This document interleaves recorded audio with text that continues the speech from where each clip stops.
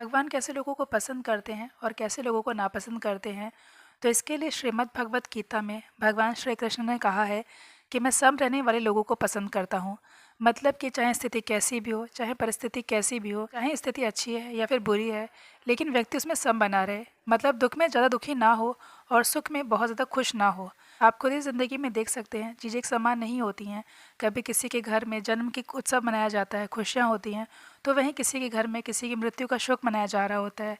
इसी तरीके से अगर आप किसी व्यक्ति के एक जीवन की बात करें, तो उसके जीवन में भी सुख दुख बना रहता है। कभी सुख होता है तो कभी दुख होता है, कभी मान होता है तो अपमान होता है, कभी लाभ होता है तो कभी हानि होती है, कभी कुछ पाना होता है तो कभी कुछ खोना होता है। जीवन इसी तरीके से चलता है।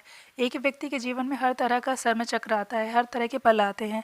कभी एक जैसा पल कभी नहीं बना रहता। लेकिन भगवान को वही मनुष्य पसंद आते हैं जो हर परिस्थिति में एक समान बने रहते हैं।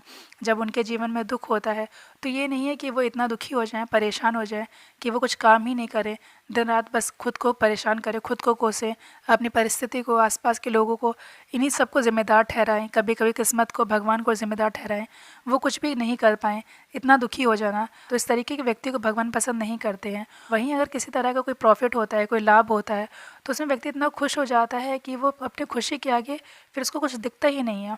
वो उछल कूद रहा है, चाहे स्थिति परिस्थिति कैसी भी हो। आपको हमेशा सम बने रहना है। अगर आप सम हैं, संतुलित हैं, तो इसी तरह के लोगों को भगवान पसंद करते हैं। यहाँ तक कि यहूदियों में भी एक कथा कही जाती है कि यहोवा मतलब भगवान किसे पसंद करते हैं और किसे नापसंद करते हैं। कथा में कहा गया है कि यहोवा घमंड में चढ़ी हुई आंखें नहीं पसंद करते, गलत मार्ग पे चलते पाँव, किसी का हक छीनने वाले हाथ, झूठी गवाही देती हुई जीभ, ये सभी चीज़ें यहोवा मतलब भगवान पसंद नहीं करते हैं।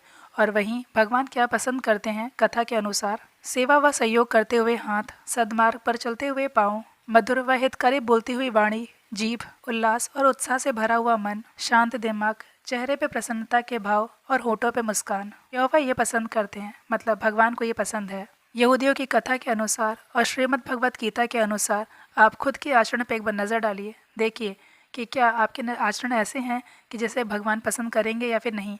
अगर आपको लगता है कि शायद आपसे कोई गलती हो रही है या कोई गलती हुई थी, तो उसकी माफ़ी मांगते हुए आगे सही मार्ग पे चलने का प्रयास करें।